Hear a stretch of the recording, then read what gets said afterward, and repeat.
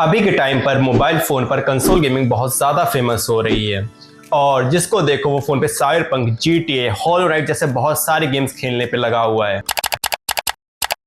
और जब बात आती है फ़ोन पर कंसोल गेमिंग की, तब सबसे बड़ा प्रॉब्लम आता है लिमिटेड स्क्रीन साइज़ का। मतलब कि बहुत सारे बटन, छोटी स्क्रीन साइज़ और सारे एक्सपीरियंस खराब। जहाँ पर दो ऑप्शन मिलते हैं। पहला तो कि आप कुछ इस तरह कंट्रोलर बाय कर सकते हो और इन पे फ़ोन होल्डर लगा गेमिंग कर सकते हो, बट इसमें काफ़ी बड़ा प्रॉब्लम आता है जो कि है वेट डिस्ट्रीब्यूशन का। मतलब कि आपका फ़ोन ज़्यादा हैवी हो जाता है कंट्रोलर से और एक्सपीरियंस काफ़ी ज़्यादा खराब हो जाता है। दूसरा ऑप्शन आता है कि आप अपने फ़ोन को हैंड में कन्वर्ट कर दो।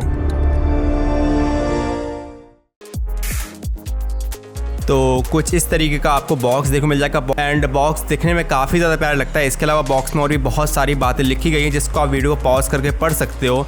इसके अलावा आपको बॉक्स के अंदर एक यूज़र मैनुअल देखने को मिल जाता है जिसके बारे में अभी हम आगे बात करेंगे, और एक चार्जिंग केबल, इसी के साथ में 2 एक्स्ट्रा ग्रिप एंड एक एक्स्ट्रा डी पैड देखने को मिल जाता है। बाकी जो कंट्रोलर का जो फर्स्ट लुक है वो देखने में काफ़ी ज़्यादा प्यारा लगता है। जो कंपनी ने डुअल टोन डिज़ाइन दिया है वो देखने में बहुत अट्रैक्टिव लगता है। इसके अलावा जो फर्स्ट इन हैंड फील है वो भी बहुत प्यारी लगती है। अब बाकी जो रिव्यू है हम उसके बारे में आगे बात करते हैं। तो चलो अब इसके एक प्रैक्टिकल रिव्यू में आ जाते हैं। और मेरे पास और भी काफ़ी सारे कंट्रोलर हैं जैसे कि Xbox का रेड गियर के, तो मैं आपको उनके कंपैरिजन में बता पाऊंगा कि ये कंट्रोलर कहाँ पे आपका स्टैंड करता है। स्टार्टिंग इसके बिल्ड एंड डिज़ाइन के साथ में करते हैं। तो इसका जो बिल्ड है वो पूरा प्लास्टिक का देखने को मिलता है और जो इसका वेट है वो आपका 180 ग्राम निकल के आता है कंट्रोलर का। और जब आप इसमें अपने फ़ोन को लगाओगे तब जो इसका वेट है वो आपका 400 से 500 ग्राम तक जाएगा, डिपेंड्स अपॉन कि आप कौन सा फोन यूज कर रहे हो और आपके फोन का वेट कितना है। और कंट्रोलर का जो लेआउट है वो एक Xbox लेआउट को फॉलो करता है जो कि पर्सनली मुझे काफी पसंद आता है। काफी प्लेस्टेशन अच्छा लगता है। वो अपनी अपनी प्रेफरेंस है, अपना वाला कमेंट में बता सकते हो जाके।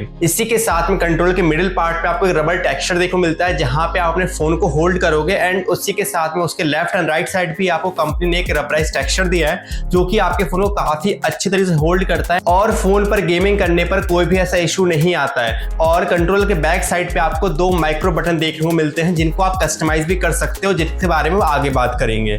और फिर इसके बाद बात आती है इसके इन हैंड फील की, कि जब आप लंबे लंबे सेशन के अंदर गेमिंग करोगे तो आपका जो कंफर्ट लेवल है वो कैसा रहने वाला है। तो कंपनी इसके ग्रिप वाले पार्ट में टेक्सचर प्रोवाइड करती है जिसकी वजह से जब आप लंबे लंबे सेशन में गेमिंग करते हो और अगर आपके हाथ स्वेट भी करते हैं इसके बाद भी आपके हाथ जो कंट्रोलर है वैसे स्लिप नहीं होगा और एक काफ़ी अच्छी ग्रिप प्रोवाइड करता है। और मैंने खुद ने इसमें काफ़ी लंबे लंबे गेमिंग सेशन करे हैं और उसके बाद भी आपको कभी भी अपने हाथ में कोई भी डिस्कम्फर्ट फील नहीं होगा। तो ओवरऑल अगर आप बात करते हो इसकी कंफर्ट, बिल्ड एंड डिजाइन, तो वो कंपनी ने काफी अच्छा प्रोवाइड किया है और उसमें आपको कोई भी इशू देखने को नहीं मिलेगा। और इसके बाद जब बात आती है ऐप सपोर्ट की, तो कंपनी ने इसमें कोई भी अपना ऑफिशियल ऐप प्रोवाइड नहीं किया, तो आपको थर्ड पार्टी एप्लीकेशन यूज करना पड़ेगा। अब लेकिन एप्लीकेशन यूज क्यों करना है, तो वो उनके लिए जिनको पबजी, फ्री फायर जैसे गेम खेलने जिसमें आपको नेटिव कंट्रोलर सपोर्ट नहीं मिलता है, तो वहां पे आपको कंट्रोल्स की रीमैपिंग करनी पड़ेगी अपने फोन के अंदर। एंड मुझे नहीं पता कोई बंदा इसका यूज करके पबजी और फ्री फायर क्यों खेलेगा। और कनेक्टिविटी के लिए इसमें एक आपको टाइप सी पोर्ट देखने को मिलता है जिसकी मदद से आप अपने फोन, आईफोन किसी को भी इसके साथ में कनेक्ट कर सकते हो।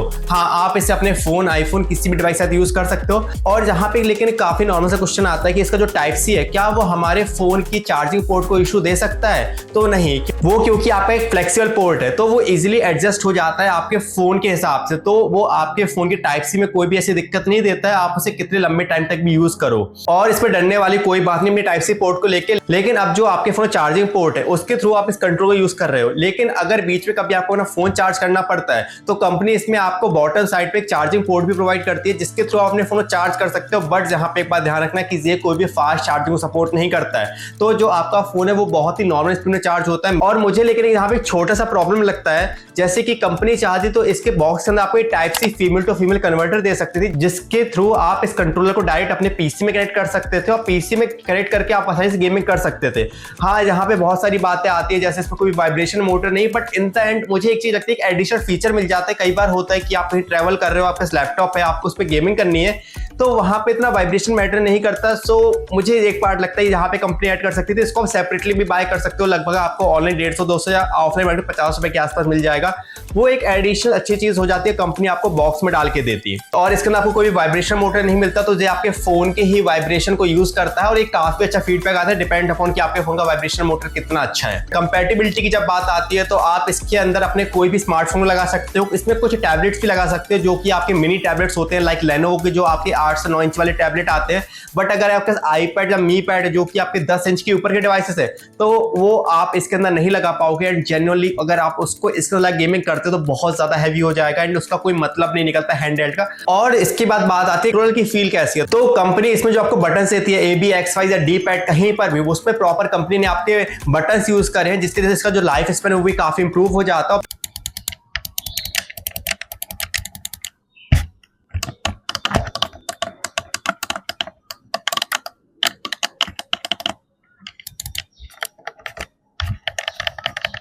प्लस जो आपको खुद को इसमें गेमिंग करने फील आता है वो काफी अच्छा एक्सपीरियंस निकल के आता है। और आपको जो इसमें एनालॉग स्टिक एंड ट्रिगर्स मिलते हैं वो आपको हॉल इफेक्ट्स वाले मिलते हैं। तो बेसिक हॉल इफेक्ट क्या होता है कि इनके अंदर कोई भी आपका मैकेनिज्म नहीं होता है, मैग्नेट का यूज किया जाता है आपके इनपुट को रजिस्टर करने के लिए। इसकी वजह से क्या होता है कि जो आपकी इनके लाइफ स्पैन है वो काफी ज्यादा इंप्रूव हो जाता है और प्लस आप जो अपने इनपुट है वो बहुत ही प्रिसाइज रिकॉर्ड कर पाते हो, जो कि काफी अच्छी बात है। और मोस्टली आजकल इस प्राइस रेंज में आपको यही देखने को मिलता है, लेकिन जो एक्सबॉक्स और प्लेस्टेशन है वो आज भी आपको हॉल इफेक्ट प्रोवाइड नहीं करते हैं। 8GB की बात आती है तो 8GB से बहुत ज्यादा तो नहीं मिलती है, लेकिन जो आपका एनालॉग पार्ट है वहां पे कंपनी आपको 8GB प्रोवाइड करती है। और उस 8GB में आपको 3 मोड देखने को मिलते हैं। पहला तो जिसमें आप 8GB को ऑफ कर सकते हो, दूसरा सिंगल कलर और तीसरा आपका रेनबो इफेक्ट। बाकी जब कस्टमाइजेशन की बात आती है तो इसमें आप डी पैड को रिप्लेस कर सकते हो। कंपनी आपको बॉक्स में एक और डी पैड देती है जो कि आपका 4V डी पैड है और इसके अलावा आपको इसमें एक टर्बो बटन और 2 माइक्रो बटन भी देखने को मिल जाते हैं कंट्रोल के बैक साइड पे।